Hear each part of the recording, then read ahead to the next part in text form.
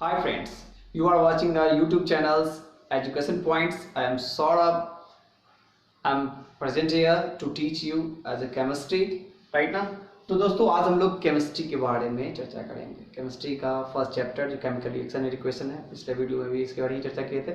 तो आज का जो हमारा पहला टॉपिक्स है वो है burning of magnesium ribbon.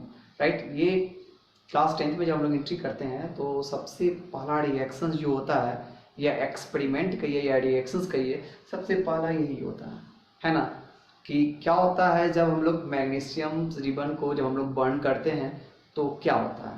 Right दोस्तों, उससे पहले बताएंगे दोस्तों कि आपने मैग्नीशियम इससे पहले भी देखा होगा, एक क्लास 10 में आने से पहले बचपन में आपने फुलझड़ी जलाया होगा। राइट, तो फुलझड़ी जो व्हाइट कलर का जो फुलझड़ी होता है खासकर उसमें मैग्नीशियम, ऐसे किसी भी फुलझड़ी में पाया जाता है मैग्नीशियम, और व्हाइट कलर की फुलझड़ी में ज़्यादा मैग्नीशियम पाया जाता है। राइट है दोस्तों, ठीक गौर कीजिएगा, जब हम लोग फुलझड़ी जलाते थे तो उससे एक विशेष प्रकार की चमक, यानी उसका जो लाइट निकलता था उससे वो विशेष प्रकार का उसमें लाइट निकलता था। उस प्रकार के लाइट को हम लोग डेजलिंग लाइट कहते थे। जो ज़्यादा चमकीला और भड़कीला टाइप का लाइट होता है ना, उसको हम लोग डेजलिंग लाइट कहते हैं। ठीक दोस्तों, तो चलिए हम लोग आज इसी के बारे में चर्चा करेंगे। राइट, कि ये जो है जब हम लोग क्या करते हैं, सबसे पहले मैग्नीशियम रिबन को लेते हैं। ये मैग्नीशियम रिबन है, पहले ये जान लीजिए, यहाँ पर जो दिया हुआ है फिगर्स में, ये मैग्नीशियम रिबन है, ये टंग है ना, ये स्पिरिट लैंप है, ये वॉच ग्लासेस है। ठीक, ये इस चीज का इस एक्सपेरिमेंट में यूज होता है दोस्तों, है ना। तो सबसे पहले अब क्या करना है, सबसे पहले हम लोग क्या करेंगे, टंग से एक मैग्नीशियम रिबन लेंगे, अप्रॉक्स 5 सेंटीमीटर का मैग्नीशियम रिबन लेंगे, है ना दोस्तों। उसके बाद क्या करेंगे, उसको हम लोग बर्न करेंगे। मगर देखते हैं क्या कि जब हम लोग उसको बर्न करते हैं तो वो बर्न नहीं होता है। एक्चुअली क्या होता है, मैग्नीशियम रिबन के ऊपर, है ना, मैग्नीशियम ऑक्साइड और मैग्नीशियम कार्बोनेट का एक लेयर जम जाता है ना। ठीक, एक लेयर जम जाता है तो हम लोग क्या करते हैं, फिर सैंड पेपर का यूज करते हैं। सैंड पेपर का मतलब वो जो बढ़ई लोग जो होते हैं, कारपेंटर सब जो होते हैं, वो क्या करते हैं, ये वुड्स को साफ करने के लिए वो जो पेपर का यूज करते हैं उसी पेपर को कहते हैं सैंड पेपर। तो हम लोग क्या करते हैं, उस सैंड पेपर का यूज करते हैं मैग्नीशियम रिबन के ऊपर, उसको रब करते हैं। रब करने के कारण क्या होता है, उसके ऊपर का जो मैग्नीशियम ऑक्साइड या मैग्नीशियम कार्बोनेट का लेयर होता है वो हट जाता है ना दोस्तों। जैसे ही वो हटता है तो फिर उसको जब हम लोग ये स्पिरिट लैंप से बर्न करता रहता है ना, स्पिरिट लैंप से के कांटेक्ट में लाते हैं तो वो एक विशेष प्रकार का, है ना, एक स्पेसिफाइड लाइट, यानी वाइट डेजलिंग लाइट, यानी इसका जो लाइट निकलता है ना, इसमें जो एकदम चमकीला भड़कीला टाइप का लाइट निकलता है जिसको हम लोग डेजलिंग लाइट कहते हैं, है ना। ठीक, वो एक विशेष प्रकार का वाइट डेजलिंग लाइट निकलता है जिसके कारण ये बहुत ज्यादा भड़कीला, बहुत ज्यादा चमकीला दिखाया जाता है। थोड़ा ऐसे जलेगा तो पूरा चकाचक चारों ओर रोशनी हो जाएगी, है ना। तो ये व्हाइट डेजलिंग लाइट के साथ ये क्या करता है, बर्न होता है ना। और जैसे ही ये बर्न होता है तो ये ऐश छोड़ता है ना। ऐश यानी रेसिड्यू जिसको कहते हैं, ये ऐश छोड़ता है, और वो जो ऐश होता है सो मैग्नीशियम ऑक्साइड का होता है, जो कि व्हाइट कलर का होता है। किस कलर का होता है, व्हाइट कलर का। हम लोग जानते हैं जो ऐश जो रेसिड्यू होता है उसी को हम लोग प्रेसिपिटेट कहते हैं, यानी पीपीटी कहते हैं। तो ये जो मैग्नीशियम ऑक्साइड है वो क्या, व्हाइट पीपीटी है, यानी व्हाइट प्रेसिपिटेट है ना दोस्तों। ठीक, जब हम लोग मैग्नीशियम रिबन को स्पिरिट लैंप से बर्न करते हैं तो वो व्हाइट डेजलिंग लाइट के साथ जलता है और बदले में हमें मैग्नीशियम ऑक्साइड का व्हाइट प्रेसिपिटेट फॉर्म करता है, देता है ना दोस्तों। तो इसी के बारे में हम लोग लिखेंगे लैंग्वेज में। Right,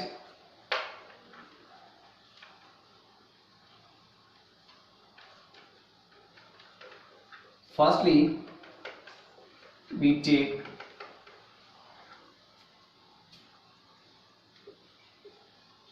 magnesium ribbon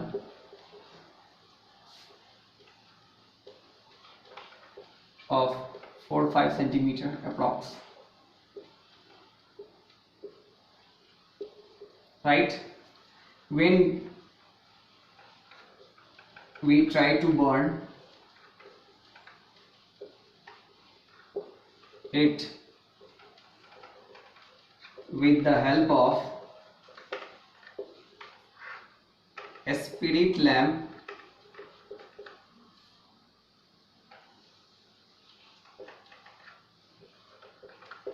it does not burn, due to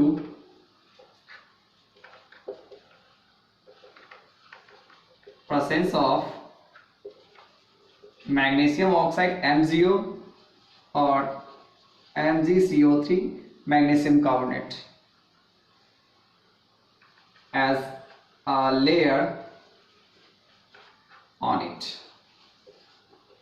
है दोस्तों, मैग्नीशियम मतलब कि ये क्या होता है, स्पीड लैम्प नहीं जल पाता है क्योंकि मैग्नीशियम ऑक्साइड या मैग्नीशियम कार्बोनेट का एक लेयर इसके ऊपर रहता है। तो हम लोग क्या करते हैं, सैंड पेपर का यूज करते हैं इसको, इसके ऊपर से मैग्नीशियम ऑक्साइड और मैग्नीशियम कार्बोनेट के लेयर को हटाने के लिए, है ना। Then we take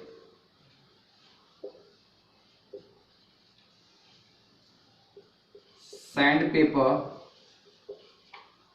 and rub magnesium ribbon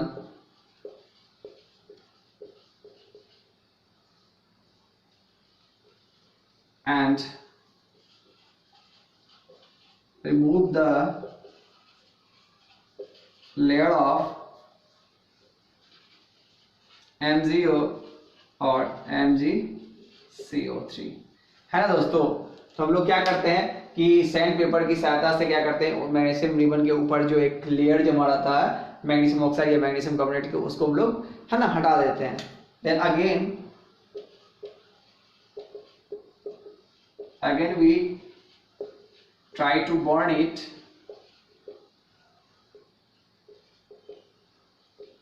it start burning with white dazzling DAZZLING dazzling light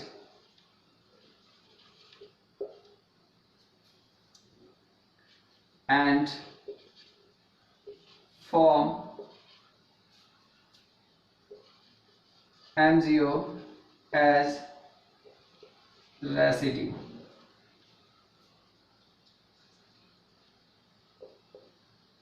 residue यानी पीपीटी।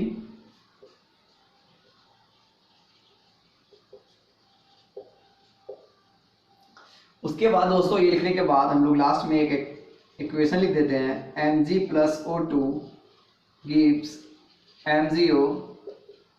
ये जो सिंबल है एरो नीचे का, है ना, ये इंडिकेट करता है कि ये प्रेसिपिटेट है। जब भी हम लोग प्रेसिपिटेट को फॉर्म करते हैं, जब राइट साइड में जो फॉर्म होता है प्रेसिपिटेट, है ना, तो हम लोग हमेशा एरो नीचे की ओर दे देते हैं कि ये इंडिकेट करता है कि प्रेसिपिटेट फॉर्म हुआ। तो यहाँ पे लिख देंगे व्हाइट पीपीटी, है दोस्तों। क्या लिख देंगे, white PPT.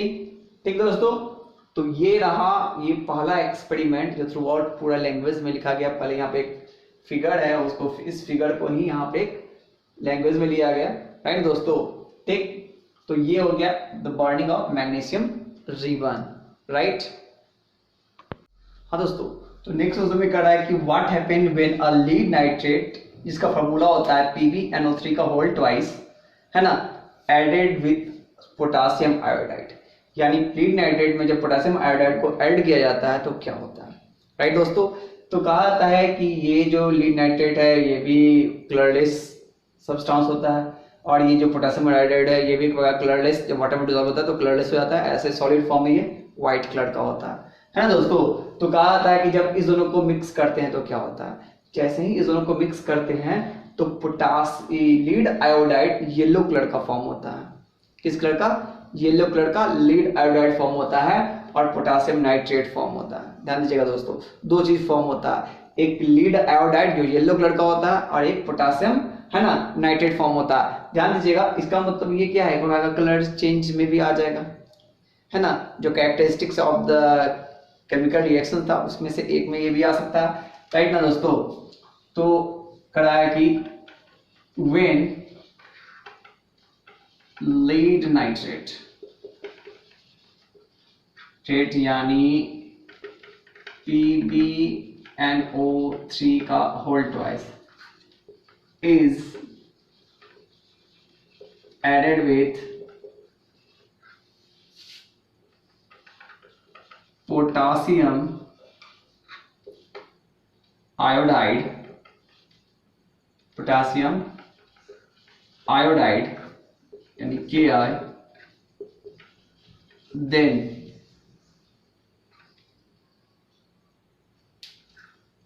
Lead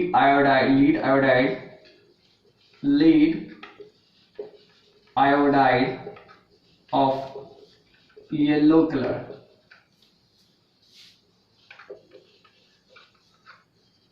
and potassium nitrate,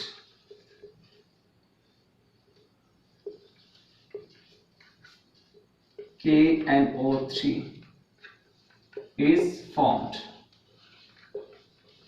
है ना दोस्तों। कहता है कि जब लीड नाइट्रेट यानी PbNO3 का होल ट्वाइस जब पोटासियम आयोडाइड के साथ ऐड किया जाता है तो PbI जो व्हाइट कलर का सॉलिड होता है, सॉलिड फॉर्म में आता है, ये सॉलिड यानी S का मतलब यहाँ पे सॉलिड हो गया, प्लस पोटासियम नाइट्रेट ये भी सॉलिड फॉर्म में रहता है, KNO3 ये भी सॉलिड फॉर्म में रहता है, ये येलो कलर का होता है। किस कलर का होता है? येलो कलर का होता है, ठीक। तो कहा आता है जब lead nitrate is added with potassium iodide then lead iodide of yellow color and the potassium nitrate is formed, ठीक दोस्तों, ठीक। तो अब आगे देखते हैं हम लोग। दोस्तों अब क्वेश्चन बोल रहा है कि what happen when a zinc granules is added with hydrochloric acid और सल्फ्यूरिक एसिड, यानी अगर जिंक के जो छोटे छोटे पीसेस होते हैं, पेबल्स होते हैं, अगर उसको हाइड्रोक्लोरिक एसिड के साथ ऐड किया जाए या सल्फ्यूरिक एसिड के साथ ऐड किया जाए तो क्या होगा, है ना दोस्तों। ये एक प्रकार का एक्सपेरिमेंट है जिसको हम लोग next chapter acid base salt में पढ़ेंगे। तो when acid react with metals, है ना, तो एक्सपेरिमेंट के उसमें एक्सपेरिमेंट हम लोग इसका करेंगे, है ना दोस्तों, ठीक। अभी तत्काल सिंपल फॉर्म में इसको जानते हैं कि what happen when a zinc granules is added with a hydrochloric acid और सल्फ्यूरिक एसिड। तो जैसे ही जिंक ग्रेनुलस को हाइड्रोक्लोरिक एसिड या सल्फ्यूरिक एसिड या किसी प्रकार के एसिड में अगर कोई भी मेटल को ऐड करते हैं तो हमेशा हाइड्रोजन गैस फॉर्म होता है ना। क्या फॉर्म होता है? हाइड्रोजन गैस फॉर्म होता है। आगे हम लोग जानेंगे इसी रिएक्शंस को डिस्प्लेसमेंट रिएक्शन भी कहते हैं, राइट दोस्तों, ध्यान दीजिएगा दोस्तों। तो होता है क्या कि जब हम लोग जिंक को हाइड्रोक्लोरिक एसिड या सल्फ्यूरिक एसिड में डालते हैं तो क्या फॉर्म होता है? हाइड्रोजन गैस फॉर्म होता है दोस्तों। ऐसे किसी भी एसिड में डालेंगे तो हाइड्रोजन गैस ही फॉर्म होगा, राइट दोस्तों, है ना। तो व्हेन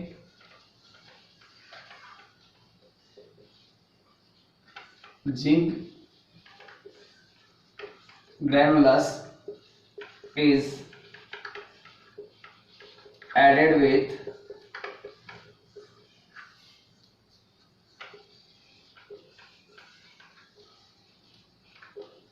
hydrochloric acid, then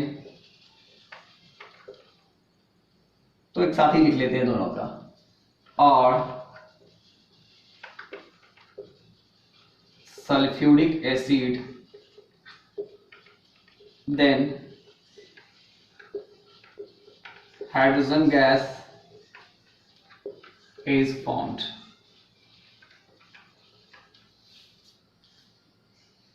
ध्यान दीजिएगा दोस्तों, पहला कंडीशंस में हम हाइड्रोक्लोरिक एसिड ले लेते हैं, दूसरे कंडीशन में सल्फ्यूरिक एसिड ले लेंगे, है ना। तो ये हो गया Zn यानी जिंक ग्रेनुलस, राइट दोस्तों। उसको हम लोग ऐड कर रहे हैं किसमें? हाइड्रोक्लोरिक एसिड में। रिजल्ट क्या हो रहा है? ZnCl2 plus H2। यहाँ पर G का मतलब गैस, ये ऊपर का इंडिकेटर का मतलब गैस बन के उड़ रहा है। जब भी गैस बनता है तो हमेशा ऐड देते हैं, मगर याद रखिएगा हमेशा दाएं साइड वाले में ही देंगे, बाएं साइड में ऐसा साइन नहीं देते हैं, वो ऊपर नीचे एरो ये सब नहीं देते हैं, ठीक, हमेशा दाएं साइड देते हैं। आगे हम लोग जानेंगे ऐसा क्यों करते हैं, है ना दोस्तों। तो ये हो गया, ये तो हो गया आपको जिंक ग्रेनुलस, ये हो गया आपको हाइड्रोक्लोरिक एसिड, ये बन गया आपको जिंक क्लोराइड, ये हाइड्रोजन गैस दोस्तों। दूसरा है दोस्तों इसका, जब Zn को सल्फ्यूरिक एसिड यानी H2SO4 के साथ ऐड किया जाता है, रिजल्ट सेम होता है ना। ठीक, ZnSO4 प्लस H2 गैस के फॉर्म में देगा, है दोस्तों। इसको कहते हैं साल्ट, ये साल्ट है, ये भी साल्ट है। ये एसिड हो गया, नाम से ही जान रहा है ना। तो ये हो गया जिंक ग्रेनुलस, ये हो गया सल्फ्यूरिक एसिड,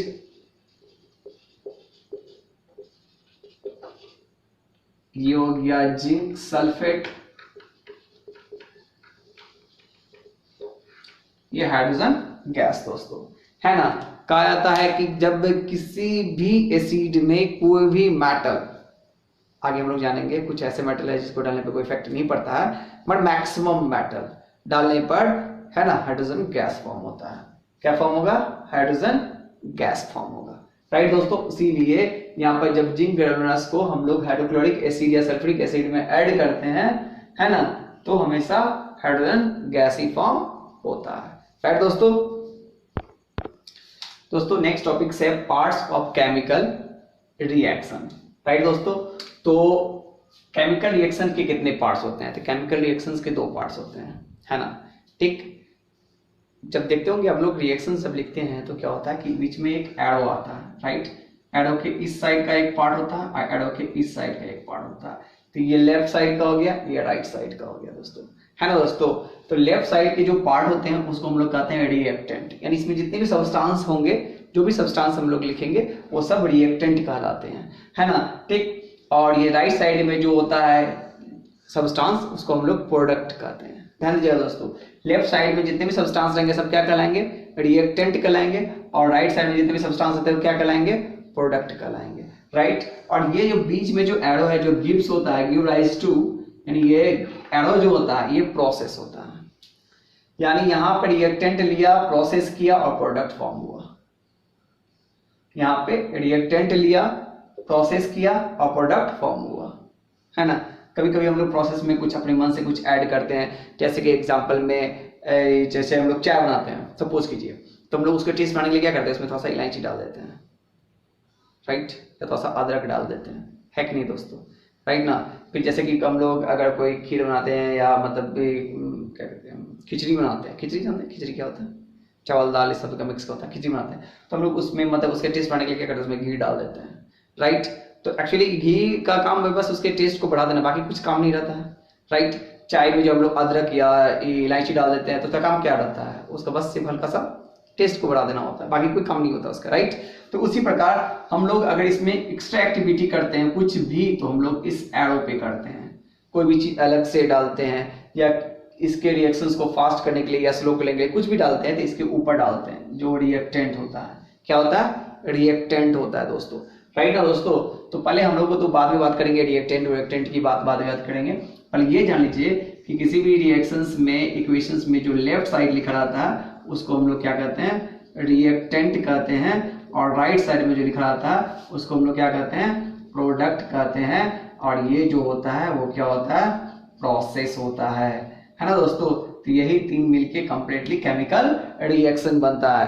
तो कहा जाता है कि पार्ट्स ऑफ केमिकल रिएक्शन, तो कितने पार्ट्स होते हैं? 2 पार्ट्स होते हैं, है ना। एक रिएक्टेंट का पार्ट, एक प्रोडक्ट का पार्ट। रिएक्टेंट हमेशा लेफ्ट साइड लिखा जाता है, प्रोडक्ट हमेशा राइट साइड लिखा जाता है दोस्तों, राइट। जैसे कि एग्जांपल ले लेते हैं, एक Mg plus O2 give rise to MgO, solid form में ये पीपीटी बनता है ना दोस्तों। तो ये Mg plus O2 give rise to MgO, right. तो यहाँ पर Mg और O2 क्या है? ये रिएक्टेंट है। तो नो, लेफ्ट साइड ना एरो के लेफ्ट साइड में तो क्या हो गया? रिएक्टेंट हो गया, और ये राइट साइड में तो क्या हो गया? प्रोडक्ट हो गया दोस्तों, राइट। तो हमेशा रिएक्टेंट को कहाँ लिखते हैं? लेफ्ट साइड में लिखते हैं, और हमेशा प्रोडक्ट को कहाँ लिखते हैं? राइट साइड में लिखते हैं। ठीक दोस्तों, जितने भी चीज फॉर्मेशन होते हैं वो गैस में फॉर्मेशन होते हैं, पीपीटी में फॉर्मेशन होते हैं, तो वो सब में हमेशा राइट साइड में करते हैं। जैसे ये जो एरो है ये अपवर्ड डायरेक्शन, आप देखे होंगे इससे पहले भी कि अपवर्ड डायरेक्शन में है और एक डाउनवर्ड डायरेक्शन में, तो ये एरो हमेशा राइट साइड ही देते हैं, लेफ्ट साइड वाला में ऐसा नहीं करते हैं हम लोग। लेफ्ट साइड वाला में हम लोग ऐसा नहीं कर सकते, क्योंकि वो तो हम लोग लेते हैं, हम लोग जानते हैं कि ये क्या हमने लिया है, और ये क्या फॉर्म होगा वो तो रिएक्शन के बाद पता चलेगा, प्रोसेस होने के बाद पता चलेगा क्या फॉर्म होगा।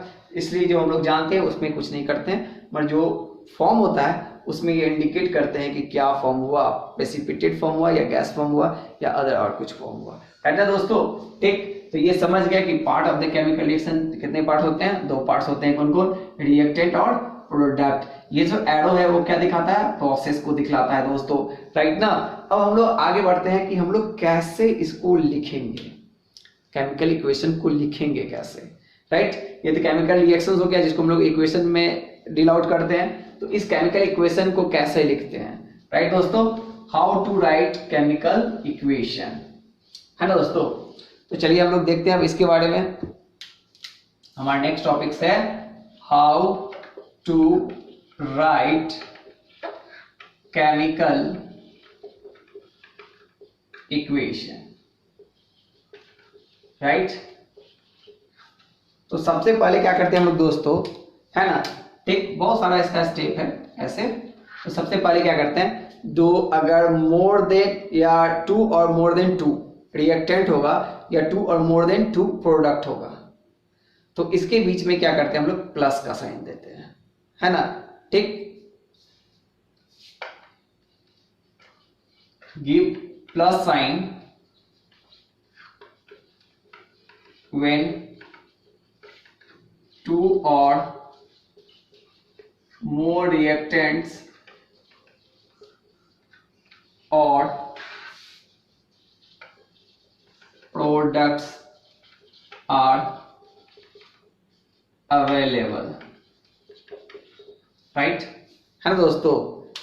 हम लोग क्या करते हैं, प्लस का साइन कब देते हैं, जब 2 रिएक्टेंट्स या मोर देन 2 रिएक्टेंट्स हो या प्रोडक्ट 2 हो या मोर देन 2 हो, तो उस कंडीशंस में हम लोग क्या करते हैं, है ना, ठीक। तो प्लस का साइन देते हैं, राइट। जैसे अभी जस्ट हम लोग ने देखा था कि अगर जैसे कि Mg है प्लस O2 दिया, give rise to M0, right ना दोस्तों, ठीक। तो यहाँ पे प्लस का साइन दिया क्योंकि 2 को रिएक्टेंट था, तो बोल रहा है 2 और मोर, 2 या 2 से ज्यादा रहेगा तो भी होगा दोस्तों, है ना। सेकेंड कहता है दोस्तों, ध्यान दीजिएगा दोस्तों, सेकेंड कहता है क्या कि अगर, ध्यान दीजिएगा, है ना, ये जो एरो है, ये एरो रिएक्शंस के डायरेक्शंस को शो करता है। ये एरो किसके शो करता है, रिएक्शन के डायरेक्शंस को। हमने रिएक्टेंट लिया और प्रोसेस हुआ, तो किस डायरेक्शन में प्रोसेस हो रहा है वो इंडिकेट करता है, कौन, एरो इंडिकेट करता है, राइट, है ना दोस्तों। ये जो हम लोग पीपीटी का डाउनवर्ड एरो, अपवर्ड एरो, जो formation of gas, formation of PPT, इस सब के बारे में हमेशा जिक्र राइट साइड में यानी प्रोडक्ट में करते हैं, कभी भी रिएक्टेंट में इसके बारे में चर्चा नहीं करते हैं, राइट ना दोस्तों, ठीक। तो यहां पर एरो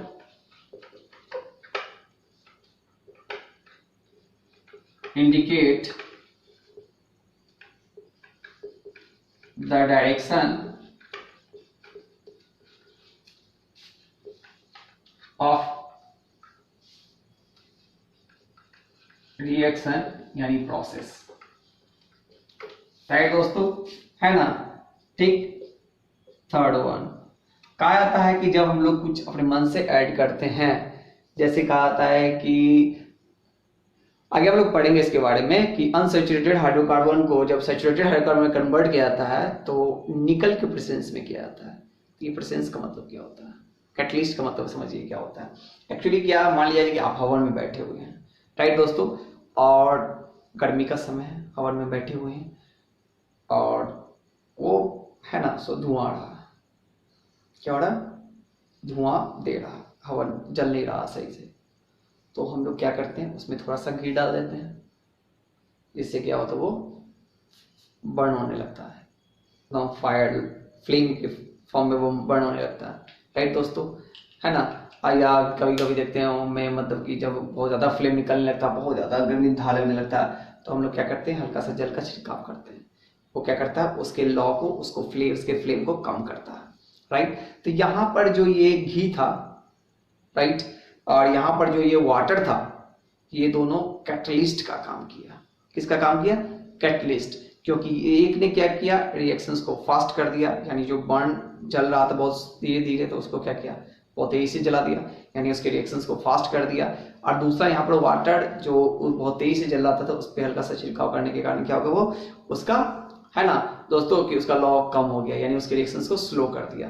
तो ये जो फास्ट और स्लो करता है उसको हम लोग कहते हैं रिएक्टेंट, जो हमेशा एरो के ऊपर लिखा जाता है या नीचे, है ना दोस्तों।